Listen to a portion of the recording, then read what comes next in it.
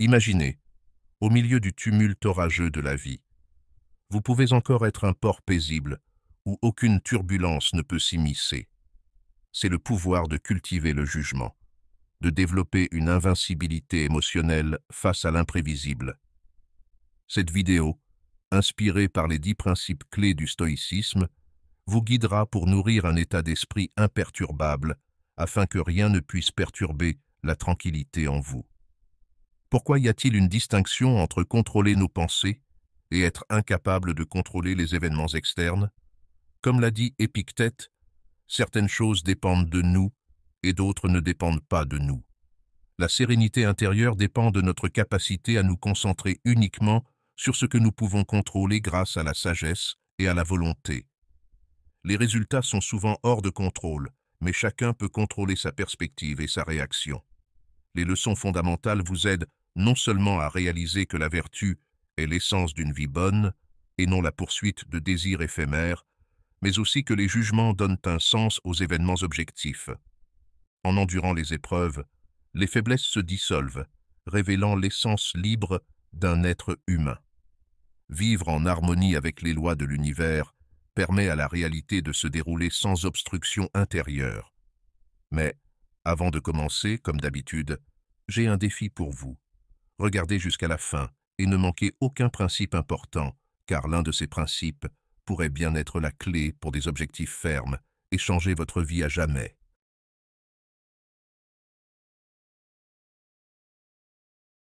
Principe numéro 1. Si quelqu'un parle mal de vous. Épictète a dit une fois que nous ne pouvons pas contrôler les opinions ou les actions des autres, mais que nous pouvons seulement contrôler la manière dont nous y réagissons. Dans le monde moderne, cela peut se comprendre comme accepter que chacun a ses perspectives et ses valeurs, et qu'ils ne s'accorderont pas toujours avec les nôtres ou n'agiront pas de la manière que nous attendons, similaire à l'enseignement du Christ. Aimez vos ennemis. Nous sommes invités à faire preuve de patience et d'ouverture d'esprit envers les points de vue différents, même lorsqu'ils s'opposent aux nôtres. Pour vivre une vie non perturbée par les paroles des autres, nous devons avoir une compréhension profonde et précise de nous-mêmes. Cela inclut une compréhension claire de nos motivations et des raisons derrière nos actions, ainsi qu'une croyance ferme en nos valeurs et principes. Lorsque vous êtes confiant dans le chemin que vous avez choisi et pourquoi vous l'avez choisi, les paroles négatives des autres deviennent insignifiantes.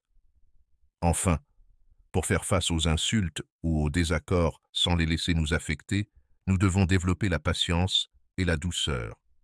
La patience nous permet de rester calme et de ne pas réagir de manière hâtive ou négative, tandis que la douceur nous aide à maintenir de bonnes relations avec les autres, même lorsqu'ils ne sont pas d'accord avec nous.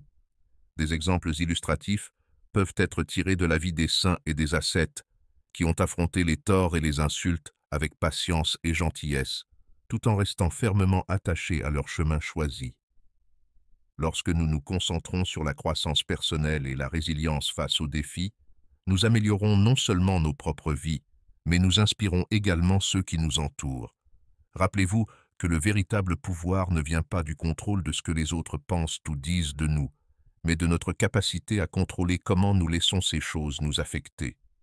Nous serions ravis d'entendre vos réflexions et expériences concernant les paroles négatives des autres et comment vous avez appliqué les principes stoïciens pour y faire face.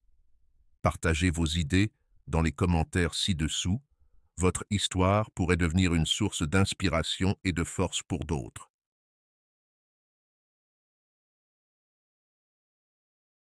Principe numéro 2. Insultes et offenses. Imaginez que lors d'une réunion, vous exprimiez une opinion et qu'un collègue s'y oppose fermement. Au lieu de réagir émotionnellement, vous faites une pause, prenez une profonde respiration et vous demandez « Est-ce une opportunité pour moi de considérer la question sous un autre angle ?» En faisant cela, non seulement vous maintenez votre calme, mais vous élargissez également votre point de vue. Ou, dans une autre situation, lorsque vous conversez avec un ami proche et que soudainement, il vous critique pour une décision personnelle. Au lieu de vous sentir blessé, vous prenez le temps de réfléchir à cette critique. Peut-être découvrirez-vous que, bien que leur manière de dire les choses ne soit pas parfaite, Leur intention était véritablement de vous inciter à reconsidérer vos choix sous un autre angle. C'est trouver de la lumière dans l'obscurité, une compétence précieuse que le stoïcisme nous encourage à apprendre. À travers cette leçon, nous apprenons non seulement à endurer l'offense ou la douleur, mais aussi à transformer ces expériences en tremplin pour la croissance personnelle. La clé réside dans la manière dont vous choisissez de les affronter. La force, selon le stoïcisme, ne vient pas de l'évitement des difficultés, mais de la capacité à les embrasser et à les surmonter. Rappelez-vous que dans chaque défi se cache une opportunité pour vous de devenir plus fort et plus résilient.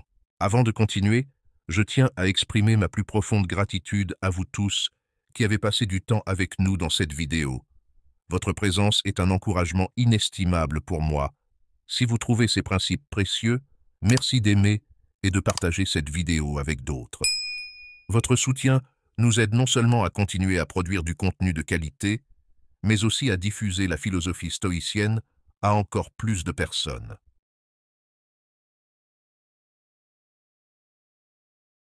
Principe numéro 3. Anticipation des obstacles.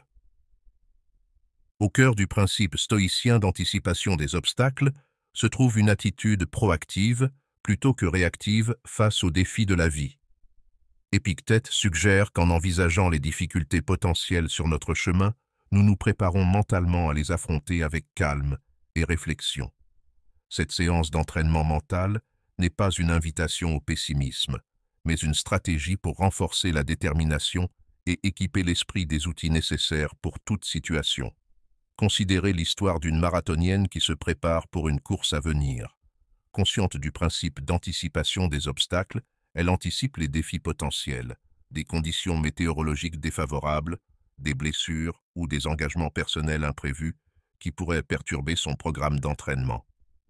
Au lieu de craindre ces possibilités, elle planifie en conséquence, en ajustant son programme d'entraînement, en se préparant pour différentes conditions météorologiques et en allouant du temps pour le repos et la récupération. Le jour de la course, face à une pluie soudaine, elle reste calme, s'étant préparée mentalement et physiquement à une telle situation. Anticiper et se préparer à ce qui aurait pu être un obstacle transforme la course en une preuve de sa résilience et de sa détermination. L'anticipation des obstacles crée une harmonie entre les émotions et la logique, nous enseignant à aborder les incertitudes de la vie avec un esprit équilibré. Sur le plan émotionnel, cela instille un sentiment de préparation et de confiance. Sur le plan logique, cela améliore nos compétences en résolution de problèmes, en nous encourageant à penser à l'avance et à planifier pour l'avenir. Cet équilibre est une marque distinctive qui nous permet de faire face aux hauts et aux bas de la vie avec un cœur serein et un esprit clair. 4. Personne ne peut te blesser. Imagine que tu fais face à de sévères critiques de la part d'un ami de confiance. Le sentiment initial pourrait être celui de la blessure et de la trahison. Cependant, le stoïcisme nous enseigne que, bien que cette réaction initiale soit naturelle, le pouvoir de laisser cette situation façonner tes émotions et tes actions subséquentes réside entièrement dans ton contrôle. La question est donc, comment appliquer ce principe dans nos vies? Premièrement, il s'agit de la liberté de choisir sa réponse. Face à la critique ou à la douleur, souviens-toi que tu as le droit de choisir comment réagir. Cela ne signifie pas nier les émotions, mais plutôt les reconnaître et les gérer consciemment. Deuxièmement, il s'agit de rechercher la force intérieure. La confiance et la paix ne viennent pas de l'évitement de toute souffrance, mais du fait de savoir que tu peux surmonter n'importe quelle épreuve. Dans le christianisme, cette force se trouve souvent à travers la foi et la prière. Troisièmement, il y a le pardon. Tout comme Jésus a pardonné ceux qui l'ont blessé, nous sommes également appelés à pratiquer le pardon. Cela permet non seulement d'alléger nos propres fardeaux, mais aussi d'ouvrir des voies vers la réconciliation et l'amour. Rappelle-toi que ce n'est pas un appel à l'indifférence ou à l'évitement, mais plutôt un rappel du pouvoir et de la liberté dans le choix de la manière dont nous affrontons les défis, ainsi qu'une invitation à rechercher la paix et la force à travers la foi. En appliquant ce principe non seulement dans les situations difficiles, mais dans tous les aspects de la vie, nous nous rapprochons de la véritable liberté et de la paix intérieure. J'espère que ce message t'a été utile. Si la vidéo t'a plu, je te serai reconnaissant de laisser un j'aime et de t'abonner. Si tu te retrouves sans mots, écris simplement stoïcisme pour montrer que tu fais partie de la minorité qui a suivi la vidéo jusqu'à la fin. Merci beaucoup pour ton attention et à la prochaine.